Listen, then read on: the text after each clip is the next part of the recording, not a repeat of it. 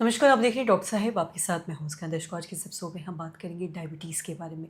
हम ये जानेंगे कि जब भी बात डायबिटीज़ की आती है तो डायबिटीज़ को साइलेंट किलर भी कहा जाता है।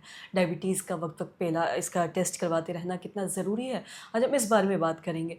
इस बारे में बात करने के लिए आज हमारे साथ मौजूद है बिहार के जाने-माने consultant physician doctor PV Singh और साथ ही आपको बता दें कि ये एलएनजेपी में भी कार्यरत हैं। सर नमस्कार, बहुत-बहुत स्वागत है आपका। नमस्ते मैम। सर आपसे जानना चाहेंगे अगर हम बात करें डायबिटीज़ के बारे में तो डायबिटीज़ को साइलेंट किलर भी कहा जाता है। ये अंदर ही अंदर लोगों को कहीं न कहीं एक दूसरे बीमारी की भी ये शुरुआत करवा देता है। तो डायबिटीज़ का वक़्त-वक़्त पे टेस्ट करवाते रहना कितना ज़रूरी है इस बारे में आप बताएँ? मैम बेसिकली डायबिटीज़ क्या है कि जैसे मान लें कि एक बच्चा है जो स्कूल में क्लास में पढ़ता है। नॉर्मली मंडे टेस्ट हुआ करता था जब हम लोग स्कूल में रहते थे। तो जब टेस्ट होते हैं ना तो टेस्ट से क्या होता है ना कि पता चलता है कि हाँ भाई, हमारा शुगर लेवल कैसा चल रहा है। हुँ, अब जैसे मान लें कि हम घर में हमेशा जब भी हम किसी को डायबिटीज़ का इलाज करते हैं, तो I always advise those patients to buy a glucometer.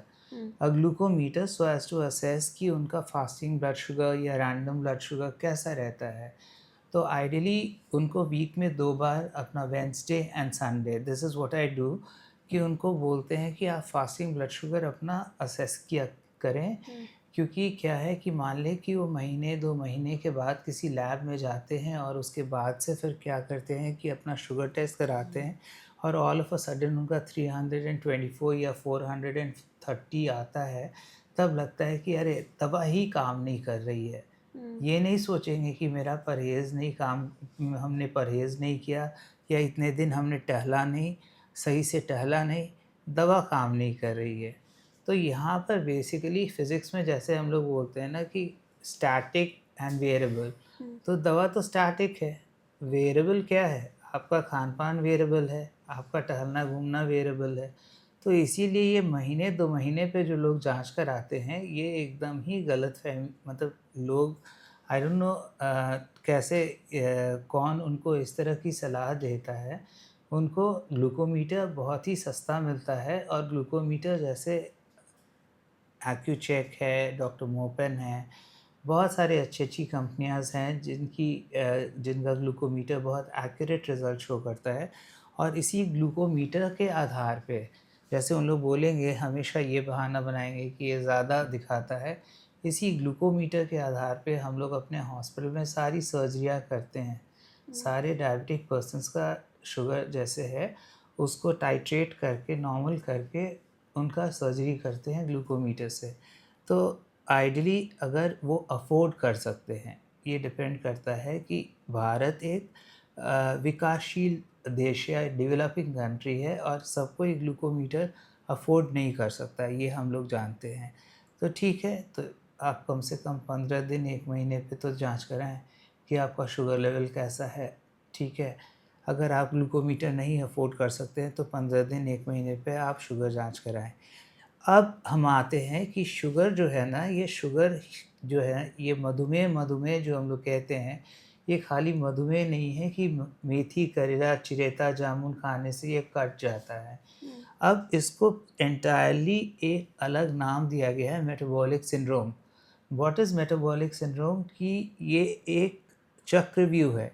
चक्रव्यूह ये है कि हुँ, यहाँ पे इट ऑल डिपेंड्स अपॉन कि कैलोरीज़ कितनी आप ले रहे हैं। हुँ, ये नहीं है कि आप मीठा कितना खा रहे हैं, नमकीन कितना खा रहे हैं, तो it all depends upon the calories. तो कैलोरीज़ यहाँ पे हम लोग देखते हैं कि कार्बोहाइड्रेट जो होता है, वो 4 ही किलो कैलोरीज़ देता है, जबकि फैट जो है 9 किलो कैलोरीज़ देता है और प्रोटीन जो होता है, वो फिर 4 किलो कैलोरीज़ देता है।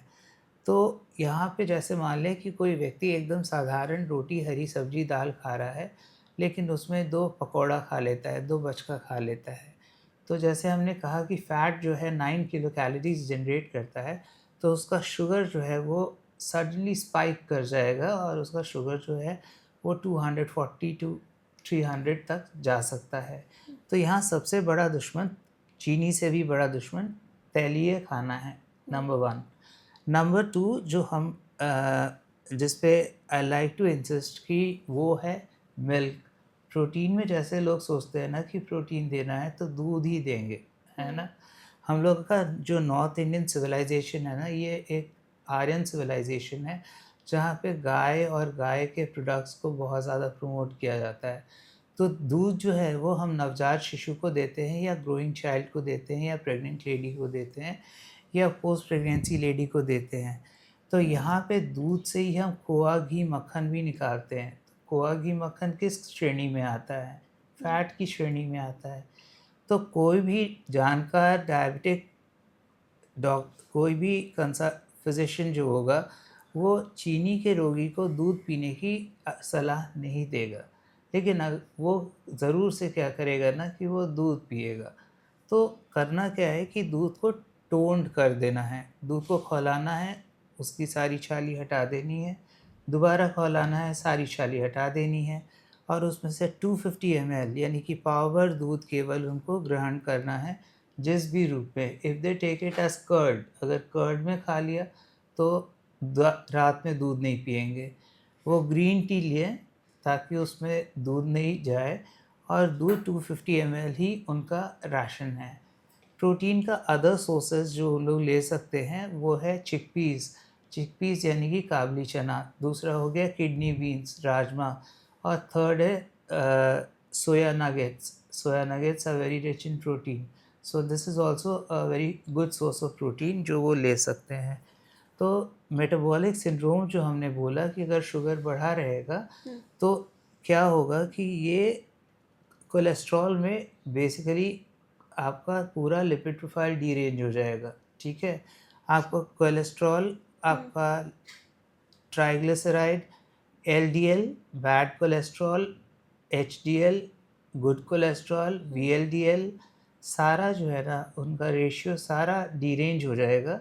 एंड अल्टीमेटली क्या होगा कि आथेरोस्क्लेरोसिस, सीएडी, है ना, कोरोनरी आर्टरी डिजीज़ से आप पीड़ित हो जाएंगे, और कल को आपको जब सीने का दर्द होगा और एंजियोग्राफी होगी तो उसमें ब्लॉकेट्स मिलेंगे, और ब्लॉकेट्स जो मिलेंगे तब एंजियोप्लास्टी, या फिर आपको या तो पीटीसीए या सीएबीजी आपको कराना पड़ेगा। तो आप यही समझ लें कि चीनी इतना सरल चीज़ नहीं है कि इसको मेथी, करेला या कोई आयुर्वेदिक दवा से हम इसको निगेट कर सकते हैं। जी, सब बहुत बहुत शुक्रिया तमाम जानकारी देने के लिए। तो आशा करते हैं दर्शकों कि आप भी ये समझ पाए होंगे कि ये डायबिटीज़ का वक्त पे जांच करवाना कितना ज़रूरी है, और ये डायबिटीज़ कितना ख़तरनाक हो सकता है अगर आपने इसको खुद से कंट्रोल नहीं किया तो आशा करते हैं दर्शकों ये जो तमाम जानकारी है आपके लिए लाभदायक रही हो। तो आज के इस वीडियो में इतना ही। वीडियो देखने के लिए आपका धन्यवाद।